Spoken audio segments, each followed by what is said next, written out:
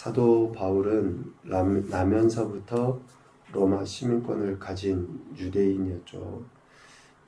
길리기아 다소에서 태어나 가말리알의 문화에서 율법의 험한 교훈을 받고 바리새인 생활을 했던 사람입니다.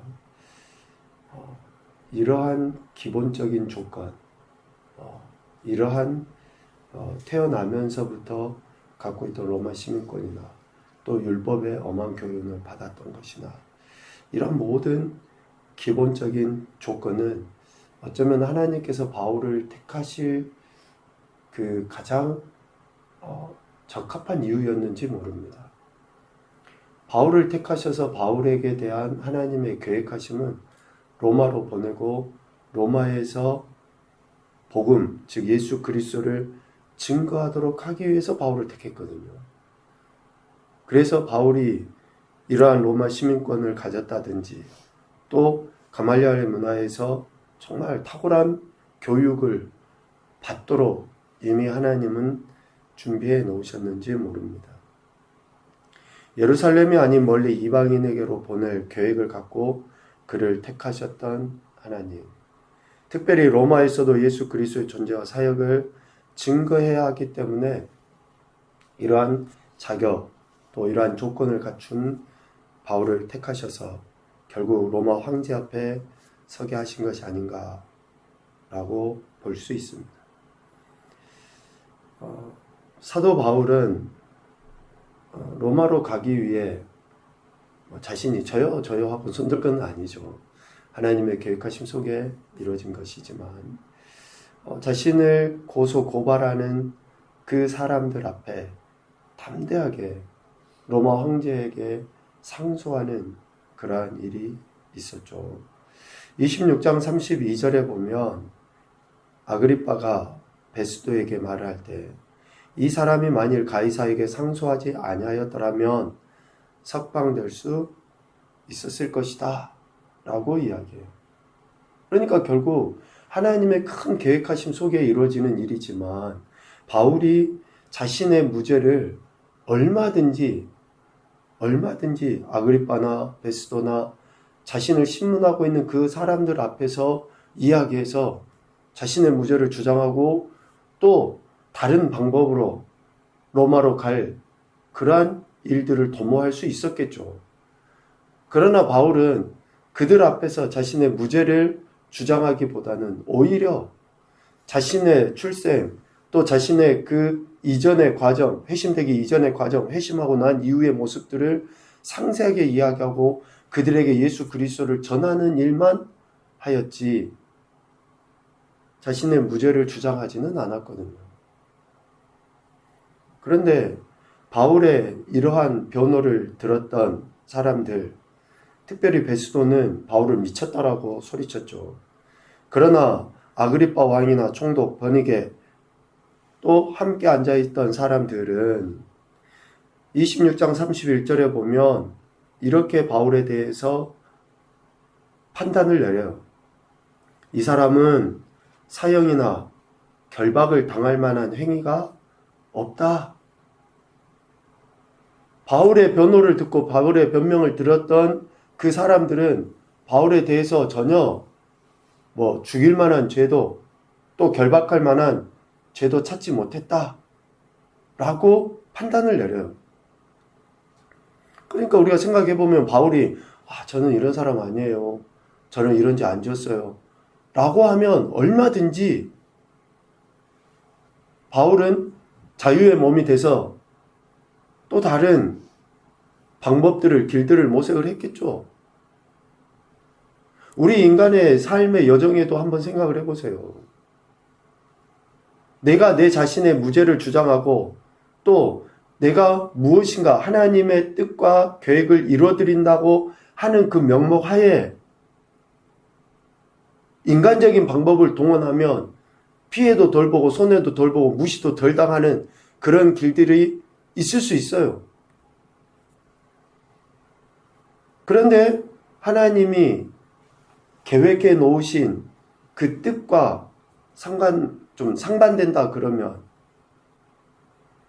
단순하게 표현해서 그럴 수 있잖아요.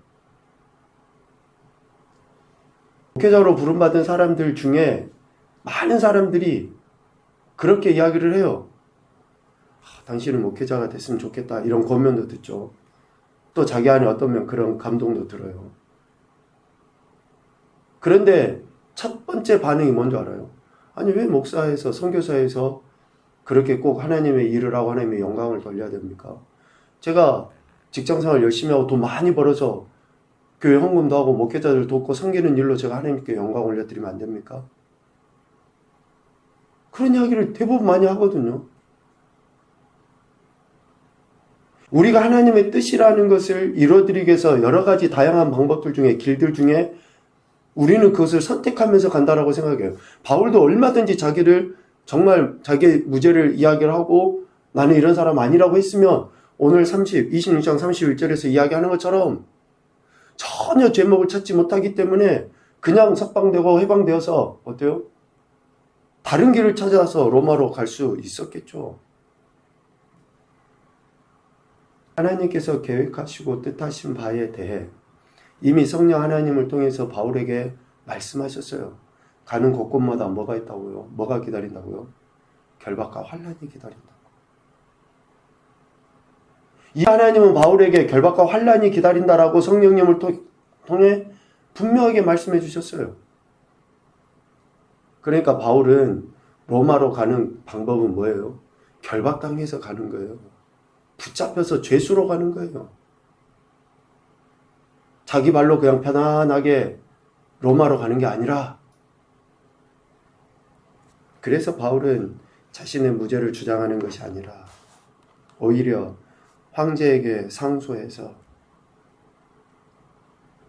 바울을 신문했던 자들이 어쩔 수 없이 바울을 로마로 보낼 수밖에 없는 상황들을 만들었던 거죠. 예루살렘에서 나의 일을 증언한 것 같이 로마에서도 증언하여야 하리라 라고 하신 그 주님의 말씀에 따라 바울은 로마로 압송되어져 가게 됩니다. 다시 천천히 한번 생각을 해봅시다. 하나님께서는 이미 말씀하셨고 우리 인생은 그 하나님의 말씀에 쉬운 방법, 쉬운 길, 내 자신의 이익을 추구하면서 살아가는 것은 아니에요. 하나님 말씀에는 그럴 수가 없어요. 세상적으로 보면 좀 미련하고 어리석은 모습인 것처럼 비춰진다 할지라도, 미쳤다고 하는 소리를 듣는다 할지라도 그렇게 나아가는 거죠.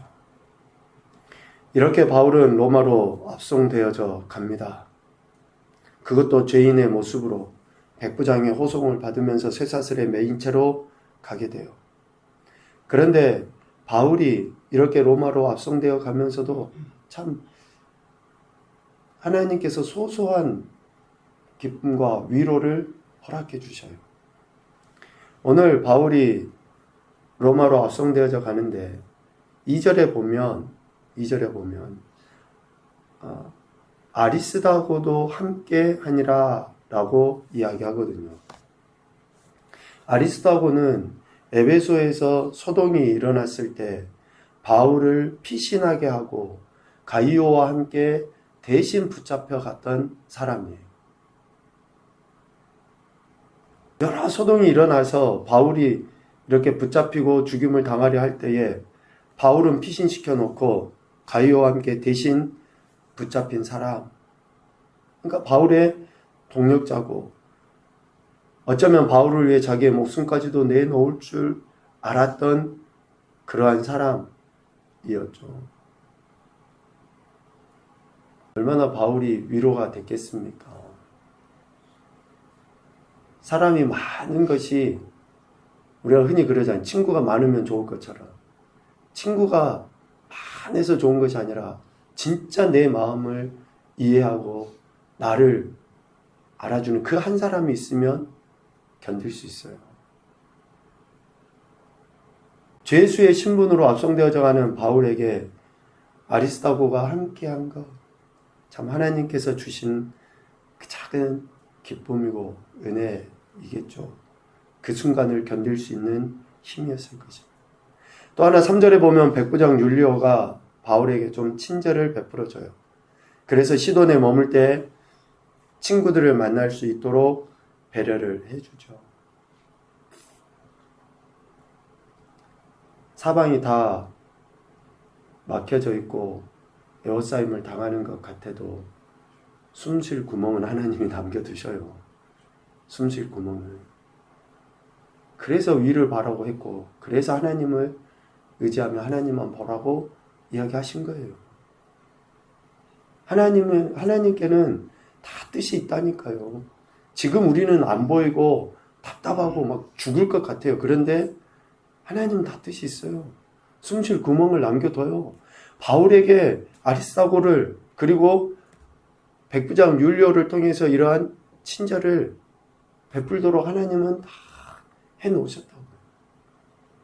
그래서 입에서 불평이 나오기 전에 하나님을 먼저 보셔야지 돼요. 원망하기 전에 하나님을 먼저 보셔야지 된다고요.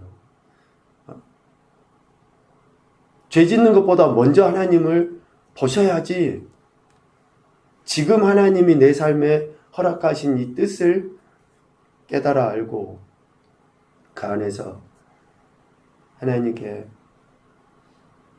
슬픔을 변해서 기도가 되게 하시고 또 노래가 되게 하시는 거예요. 사슬에 매여서 로마로 압송되어 가는 그런 과정이지만 하나님께서 바울에게 베풀어 주신 이러한 기쁨과 위로, 우리 인간의 생각에 바울이 로마로 가는 그 여정이 하나님의 뜻대로 행하는 것이기에 좀 순탄했으면 좋겠다라는 생각을 할 수 있습니다. 그러나 붙잡혀 가는 것도 모자라 풍랑 때문에 죽을 고비를 넘기게 되는, 또 그럴 때 자신이 하는 이야기를 누군가 들어주고 또 그 권면의 말에 또 힘을 좀 실어주면 참 좋을 법한데, 특별히 오늘 11절에 보면 백부장이 선장과 선주의 말을 바울의 말보다 더 믿더라. 자신의 조언이 무시당하게 되고, 백부장이야 당연히 선장과 선주가 배에 대해서는 더 전문가라고 생각하기 때문에 그랬을런지 모르죠. 더 많이 알고 있고 경험이 많은 사람이기 때문에 바울의 말보다는, 근데 여러분 경험보다도 나이보다도 하나님의 은혜, 하나님의 지혜가 더 중요해요. 나이하고 상관없어요. 뭐 세상적인 경험요, 그것도 그렇게 중요하지 않아요. 하나님으로부터 공급되는 지혜가 더 강력하고 더 중요해요. 죄송한 표현이지만 교회 안에서도 막 되게 나이 찾고 그러시면 안 돼요. 당연히 어른으로서 나이 어린 사람들은 존중도 하고 공경도 해야죠. 그러나 나이 가지고 또 신앙의 어떤 연수 가지고, 오늘 바울이 우리가 읽었던 말씀만 보더라도 처음부터 바울 말을 들으면 덜 고생해요. 그런데 선장과 선주의 말을 더 믿으니 훨씬 더 생명까지 위태하게 되는 그러한 중차대한 문제 앞에 부딪히게 되는 거죠. 하나님께서 바울에게 로마에서도 나의 일을 증언하여 하리라 라고 하셨죠. 그 말씀에 순종하면 평탄한 길이 될 것이다 라고 우리는 생각하기 쉬워요.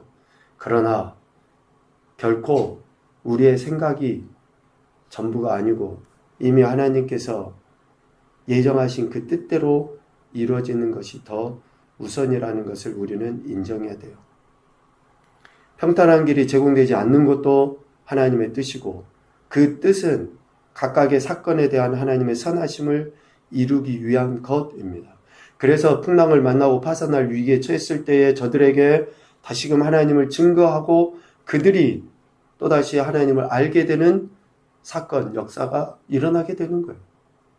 만약에 이런 풍랑이 없었으면 어떻게 또 바울을 통해서 선장과 선주 또 백부장 율리오 다른 군사들에게 복음을 전할 수 있었겠습니까?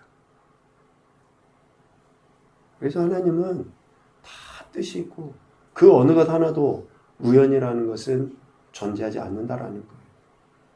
하나님의 선하신 뜻 안에서 이루어지는 것이죠. 첫 번째 교훈입니다. 하나님의 계획하심은 반드시 이루어지게 되어 있다. 반드시 이루어지게 되어 있습니다. 우리가 선한 도구로 쓰임받기만을 구하시면 돼요. 두 번째, 믿음의 여정 가운데 만나는 동역자와 기쁨과 위로, 소망을 함께하자. 여러분에게 진짜 친구 한 명이 있습니까? 믿음 안에서 진짜 친구 한 명이 있나요? 믿음의 동역자, 정말 그러한 믿음의 동역자 한 명이 있나고요. 세 번째, 사람에게 인정받기보다 하나님께 인정받음이 더 큰 복이다. 그래서 오늘도 우리는 하나님 말씀에 귀를 기울여 듣고 하나님께 대한 오직 절대적인 순종을 보이기 위해 몸부림치는 것입니다.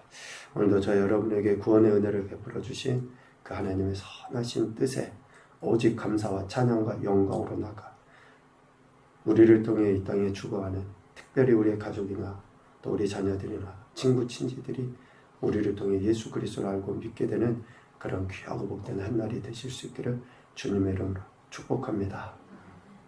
아멘.